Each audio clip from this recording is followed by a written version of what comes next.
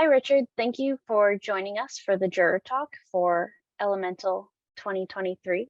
Our juror, Richard Niewerth, is a native of Baltimore. He earned his BFA at the Maryland Institute College of Art and his MFA at the University of Maryland. Niewerth is an accomplished Maryland artist who has exhibited his work regionally, nationally, as well as internationally, and had a long tenure as a teaching professional at Anne Arundel Community College.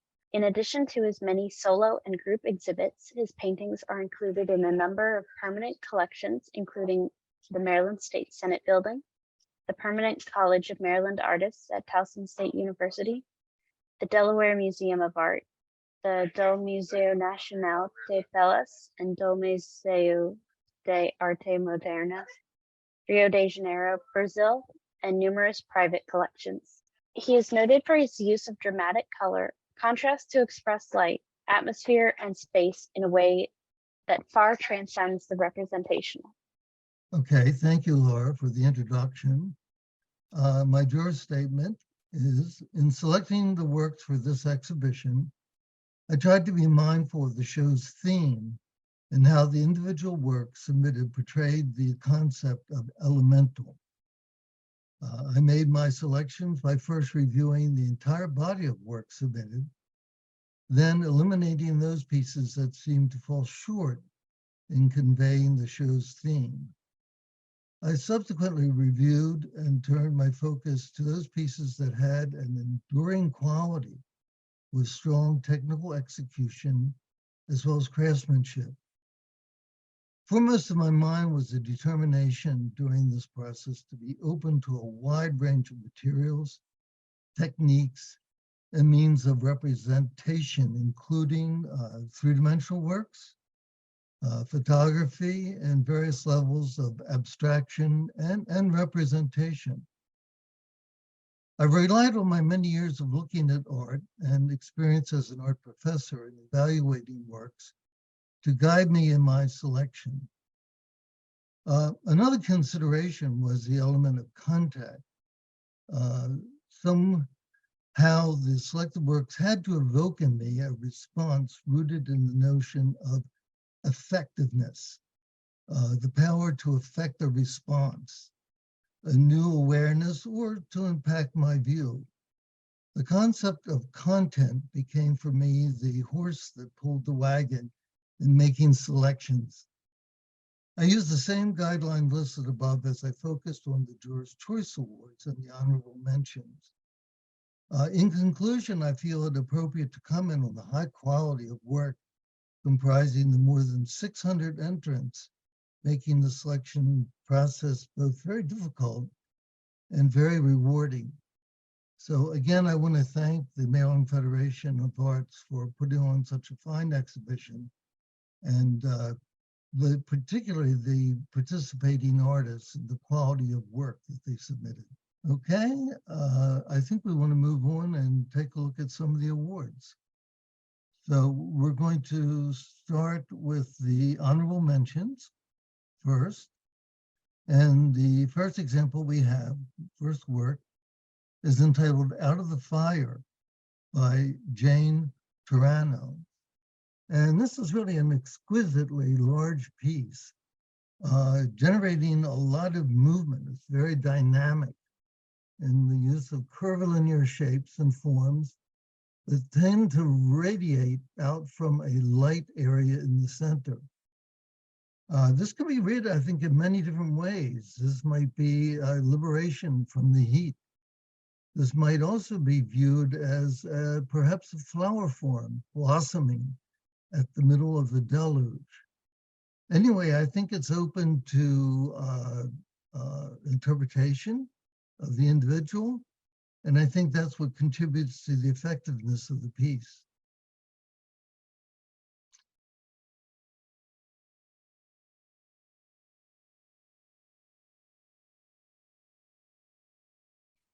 Yes, this is entitled Moonlight, and this is an archival pigmented print, and it's done by Jean Garrett.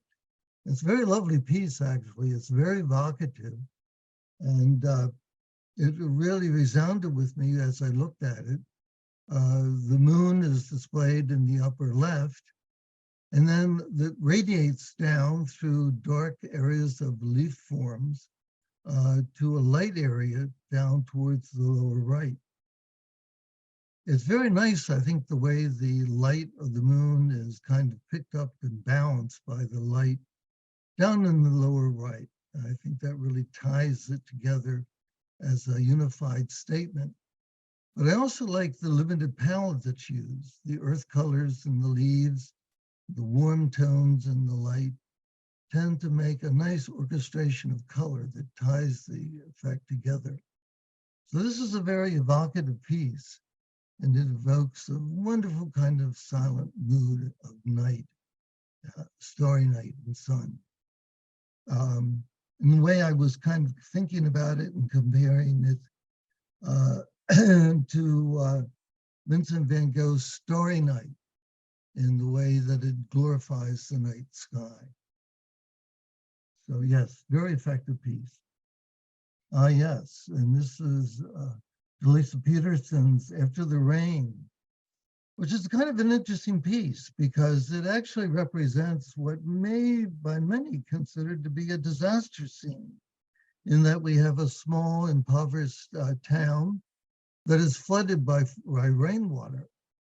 And as we look back into space, the perspective carries us back.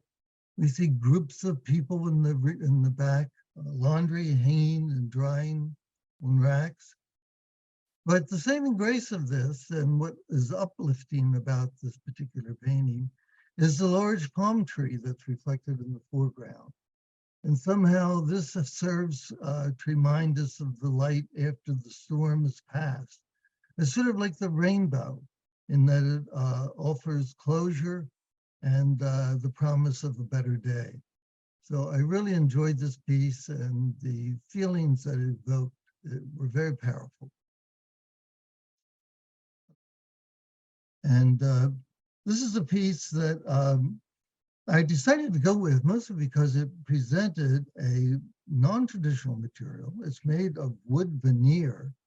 It's a very, very difficult material to manipulate in that the pieces have to be finely cut and put together. And I think the artist, who I should mention, is Robert Bruce Weston, did a most fantastic job of representing this theme. What we are presented with is a fiery landscape with trees that seem to be burnt. And in fact, they may actually have physically been burnt to obtain their coloration. And then we have the moon not up in the sky, but represented down low in the picture plane, kind of compressed by the raging fire and heat suggested by the wood grain.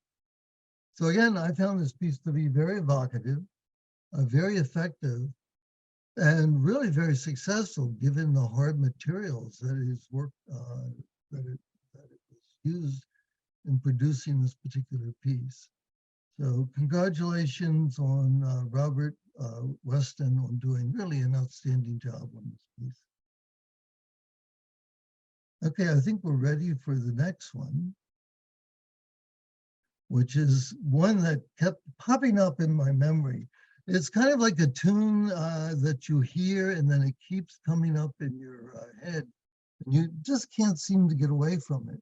And this is how this piece responded. It kept resounding with me, and I had to go back and visit again and again and finally selected it. But it's very complex, and I think it's very symbolic in that the girl is looking at her fiery hands. But this is not a painful process. She is not wrenching in pain, but she's looking forward. And I think the fiery hands suggest or promise the future energy that she is going to put into her future endeavors. So I see it as a kind of light, a leading light, encouraging her to move forward with her life and onward. And it's very effective. I think the dark colors in the background also set the light in action. And I also think that the details in the background present a really nice kind of contrast to the very light figure in the luminous fire. So I'm very pleased with this piece.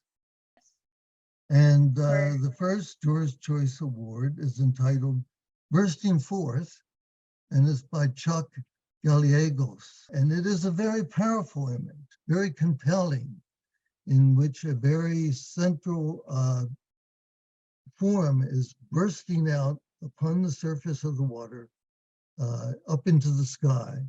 It's energized, and I can see that Chuck has developed this form by touching up and adding detail to the composition to strengthen its all-over effect. The darks at the bottom create a very stark contrast with the lights behind it, and then the reverse at the top with lights contrasted against dark ground. So it really makes a very forceful kind of statement. And I selected this one again because it was one that kept coming to the top. It was one that kept haunting me. And because of its dynamic quality and its energy, I finally settled that this should be among the Juror Choice Awards. So yes, very good, Chuck. This is an excellent piece. And so now I think I'm ready to move on to the next one, The Little Flame, which is actually a graphite and charcoal, beautifully conceived and beautifully handled. Exquisite work with tone, light and shadow, and very interesting use of perspective, in that as the individual blows the flames of fire, spreading them forward, the hands jut out of the canvas or out of the surface to occupy the space of the viewer. I feel like the hands are right in front of me and that I can touch them. And that's because they're scaled. They're scaled up much larger than anything else in the painting, outsizing even the head. And then the form is further strengthened, I think, by the use of the darks, the black at the upper left and at the center of the bottom, serve to further push the image out of the picture plane toward you. And the invention of the curvilinear shapes that take over the arm and the upper elbow and shoulder, leading you up and out of the left side of the composition, I think heightens the composition and makes it very, very effective design. I'm very pleased with this one. And I think it's very evocative. And it's an image that I'm sure will stick with me as I go away and look at other things. So very effective, Maria.